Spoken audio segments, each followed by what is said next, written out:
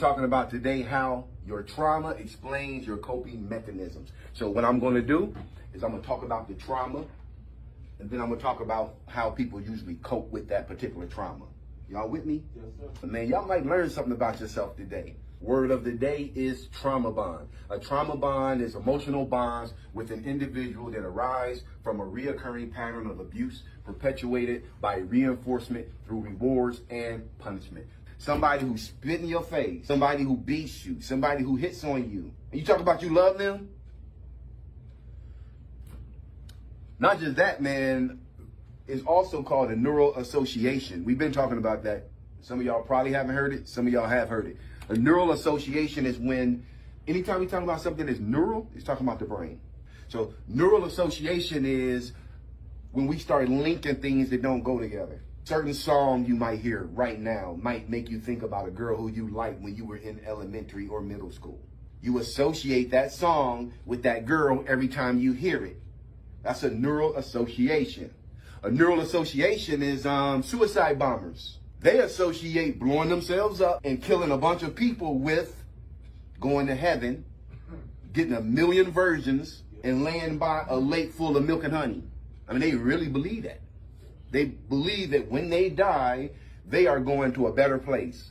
So they don't associate death and pain with blowing themselves up.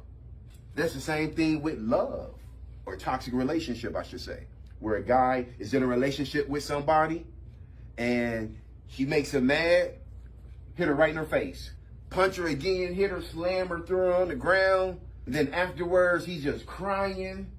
I'm so sorry. I love you so much. I never meant to do that. The only reason I did it is because I love you.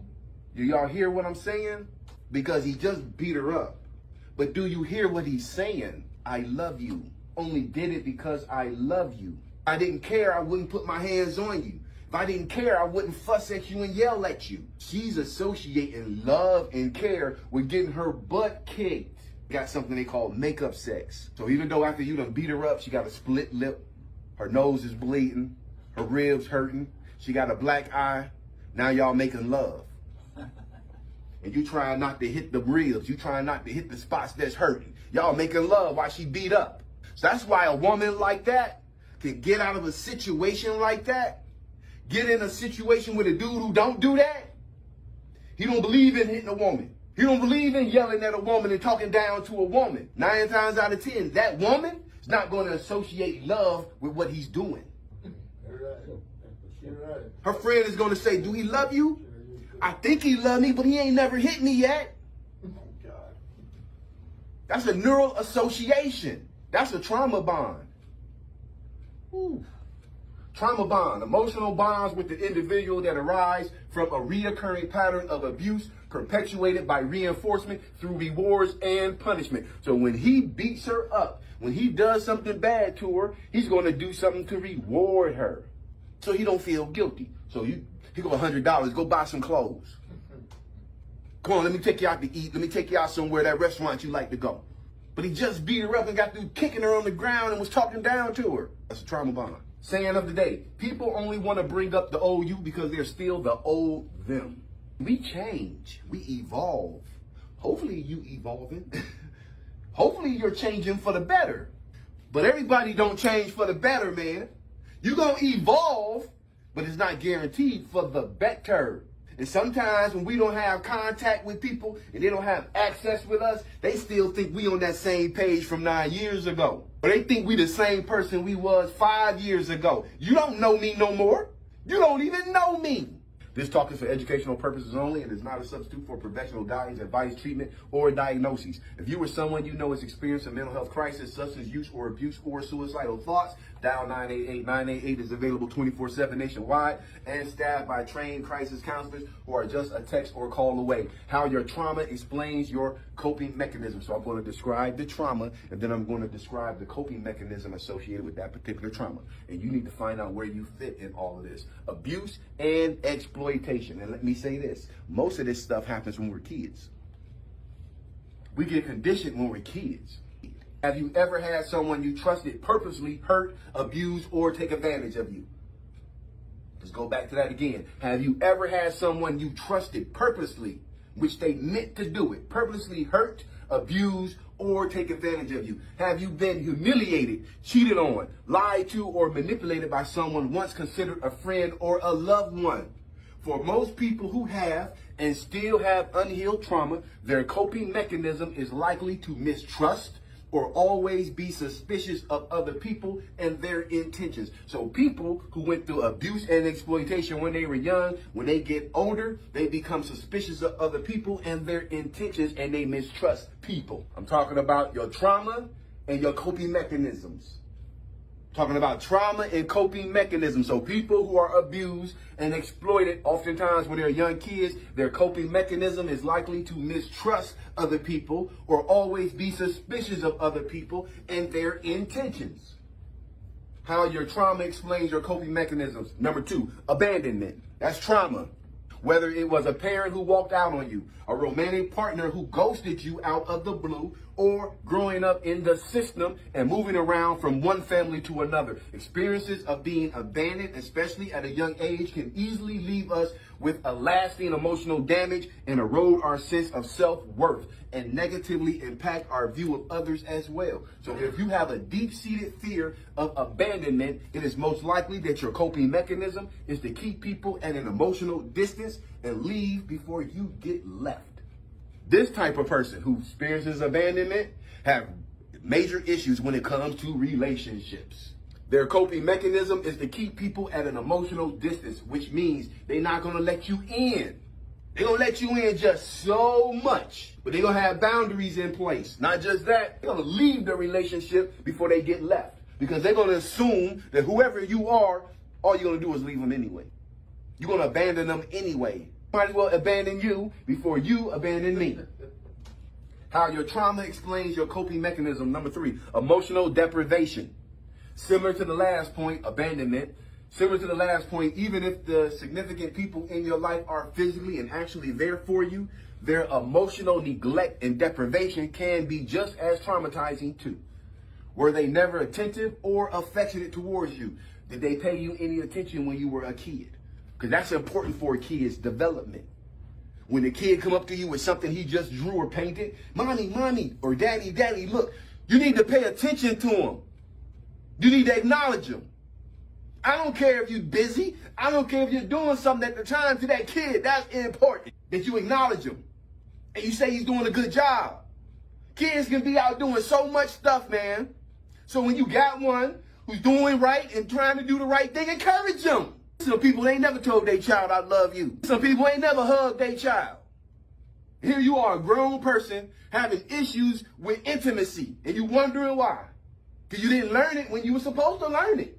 Were they never attentive or affectionate towards you, and did they deprive you of empathy, understanding, and emotional connection? Did you often feel alone and unsupported? Experiences of emotional deprivation often lead to an over-reliance on oneself and the inability to ask for help or show weakness to others. So a lot of people who were emotionally deprived as they were growing up, they become hard. They were denied, they were emotionally deprived, so they become hard as they become older. They become very independent. They don't like to ask for help because they ain't never had nobody help them without wanting something from them. There's some people, bruh, all their life, they never got anything, any help or any assistance from anybody unless that person saw something they wanted from them. How your trauma explains your coping mechanism. Number 4, shame and unworthiness. Imagine being brought up, raised to believe in your shame and your unworthiness. Anyone who's had to deal with a difficult person in their lives knows the psychological and emotional toll it takes to listen to their criticism every day. Imagine someone criticizing you every single day, or at least every chance they get. They telling you what you're doing that is wrong.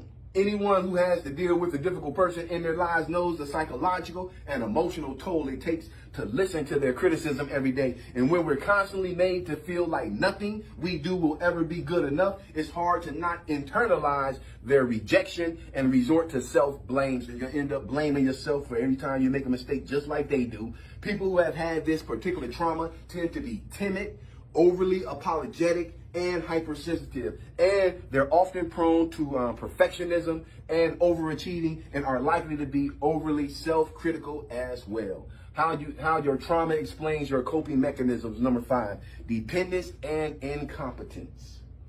Dependence and incompetence. Being coddled and overprotected can also tear down self-esteem when everyone in your life is acting like you can't ever do anything by yourself. It's not good to spoil a child. The Bible say that. Not good to spoil a child and do everything for him or make him feel like he can't do nothing on his own. Because you mess around and raise a grown-up that feel like that. And exaggerate how much you need them, and can lead to dependence and an underdeveloped sense of self. That's why people who are spoiled and entitled also have a very fragile ego and are most likely to struggle with a lot of self-doubt, hidden insecurity, and could easily fall victim to emotionally codependent relationships. How your trauma explains your coping mechanisms. Number 6, approval and recognition. An overemphasis on one's status, your status in life, your title, an overemphasis on that, your appearance, an overemphasis on your appearance or your achievements can make us approval and recognition seeking, and making our sense of self-worth entirely dependent on external rather than internal validation. So what's going to happen is when you're always looking for approval and recognition, you're seeking that from other people, you're going to always need something outside of you to make you feel whole or to make you feel good. Whereas you're supposed to get that from yourself. You're supposed to get that from inside. If I like me, that's the most important thing. Anybody else like me after that, that's extra. I got my back no matter what. If somebody else got my back, that's extra. Because I know I got it. Those with this kind of emotional trauma often end up becoming people pleasers and pushovers, and tend to struggle with a lack of authenticity in their sense of self and unsatisfying relationships. So they end up being in unsatisfying relationships, and a lot of times these people aren't authentic people. If you know somebody who's always trying to make it look like they got it going on, if they're trying to always look like they got the most money in the world, they got the baddest car, they got the jewelry in the car, they overcompensate for something they don't have, which is self-esteem. Because your self-esteem is called self-esteem. It ain't got nothing to do with anything outside of you. Number 7, and the final one, emotional inhibition. Last but certainly not least, people who have been punished or invalidated for their emotions were told things like, that's nothing to get upset about, just get over it, or why are you even crying? It's not a big deal, you're just a crybaby.